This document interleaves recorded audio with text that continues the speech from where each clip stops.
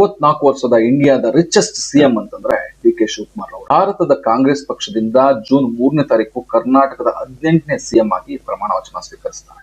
ಕನಕಪುರದ ಬಂಡೆ ಅಂತ ಖ್ಯಾತಿಯಾಗಿರುವ D K Shivakumar ಅವರು ತಮ್ಮ 23ನೇ ವಯಸ್ಸಿನಲ್ಲಿ ದೇವೇಗೌಡರ ವಿರುದ್ಧ ಎಲೆಕ್ಷನ್ ನಿಂತು ಸೋಲ್ತಾರೆ. ಅದಾದ್ಮೇಲೆ 1989ರಲ್ಲಿ ಸಾತ್ನೂರು ಕ್ಷೇತ್ರದಿಂದ ಎಂಎಲ್ಎ ಗೆಲ್ತಾರೆ. ತಿಹಾರ್ ಜೈಲಿನಲ್ಲಿ 2019ರಲ್ಲಿ ಮನಿ ಲ್ಯಾಂಡಿಂಗ್ ಕೇಸ್ನಲ್ಲಿ 50 ದಿನ ಕಳೀತಾರೆ. 2023ರಲ್ಲಿ ಕಾಂಗ್ರೆಸ್ ಮೆಜಾರಿಟಿಯಲ್ಲಿ ಗೆದ್ದಾಗ ಸಿಎಂ ಸಿದ್ದರಾಮಯ್ಯ ಆದಾಗ ಇವರು ಡಿಸಿಎಂ ಆಗಿ ಕೆಲಸ ನಿರ್ವಹಿಸ್ತಾರೆ.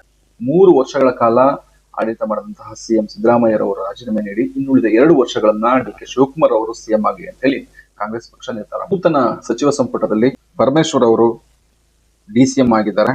ಪ್ರಿಯಾಂಕ ಖರ್ಗೆ ಅವರು ಗೃಹ ಮತ್ತು ಐಟಿ-ಬಿಟಿ ಸಚಿವರಾಗಿದ್ದಾರೆ. ಕೆಜೆ ಜಾರ್ಜ್ ರವರು ಇಂಧನ ಮತ್ತು ಪ್ರವಾಸೋದ್ಯಮ ಸಚಿವರಾಗಿದ್ದಾರೆ.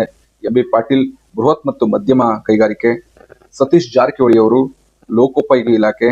ಕೃಷ್ಣ ಬೈರೇಗೌಡ ಅವರು ಬೆಂಗಳೂರು ನಗರಾಭಿವೃದ್ಧಿ ಜಿಬಿಎ.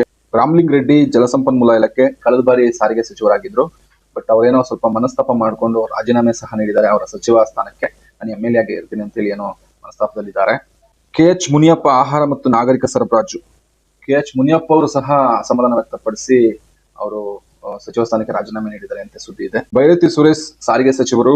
ಟಿ ಖಾದರ್ ಆರೋಗ್ಯ ಸಚಿವರು. ಕಳೆದ ಬಾರಿ ದಿನೇಶ್ ಗುಂಡೂರಾವ್ ಅವರು ಆರೋಗ್ಯ ಸಚಿವರಾಗಿದ್ರು. ಯುಟಿ ಖಾದರ್ ಅವರು ಸ್ಪೀಕರ್ ಆಗಿದ್ರು. ಯತೀಂದ್ರ ಸಿದ್ದರಾಮಯ್ಯ ನಗರಾಭಿವೃದ್ಧಿ ಸಚಿವರಾಗಿದ್ದಾರೆ. ಇವರು ಇದಕ್ಕೂ ಮೊದಲು ಎಂಎಲ್ಸಿ ಆಗಿ ಇದ್ರು. ಶರಣ ಪ್ರಕಾಶ್ ಪಾಟೀಲ್ ವೈದ್ಯಕೀಯ ಶಿಕ್ಷಣ. ಈಶ್ವರ್ ಖಂಡ್ರೆ ಗ್ರಾಮೀಣಾಭಿವೃದ್ಧಿ. ಈಶ್ವರ್ ಖಂಡ್ರೆ ಫಾರೆಸ್ಟ್ ಅಲ್ಲಿ ಇದ್ರು, ಈಗ ಗ್ರಾಮೀಣಾಭಿವೃದ್ಧಿಗೆ ಬಂದಿದ್ದಾರೆ.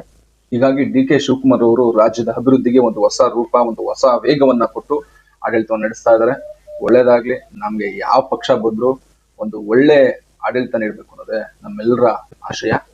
ಅನೇಕ ದಲಿತ ಮತ್ತು ಹಿಂದುಳಿದ ಶಾಸಕರುಗಳಿಗೆ ಒಂದು ಖಾತೆಗಳನ್ನ ನೀಡಬೇಕು ಅಂತ ಹೇಳಿ ಹಲವಾರು ಪ್ರತಿಭಟನೆಗಳು ಸಹ ನಡೆದವು. ನೋಡೋಣ ನೆಕ್ಸ್ಟ್ ಒಂದು ಎಕ್ಸ್ಟೆನ್ಷನ್ ಅಂತಂದ್ರೆ ಏನೋ ಒಂದು ಖಾತೆಗಳನ್ನ ಕೊಡ್ತಾರೆ, ಅದರಲ್ಲಿ ಏನಾದ್ರು ಸಿಗ್ಬೋದು ಅನ್ನೋದು ನೋಡೋಣ. ಡಿ ಕೆ ಶಿವಕುಮಾರ್ ಮತ್ತು ಉಳಿದ ಸಚಿವರುಗಳ ಖಾತೆಗಳ ಬಗ್ಗೆ ನಿಮ್ಮ ಅನಿಸಿಕೆಗಳನ್ನ ಕಮೆಂಟ್ ಬಾಕ್ಸ್ ನಲ್ಲಿ ತಿಳಿಸಿ. ಹೆಚ್ಚಿನ ಕಂಟೆಂಟ್ ಗಳಿಗಾಗಿ ನನ್ನ ಸೋಷಿಯಲ್ ಮೀಡಿಯಾ ಅಕೌಂಟ್ಸ್ ಫಾಲೋ ಮಾಡಿ.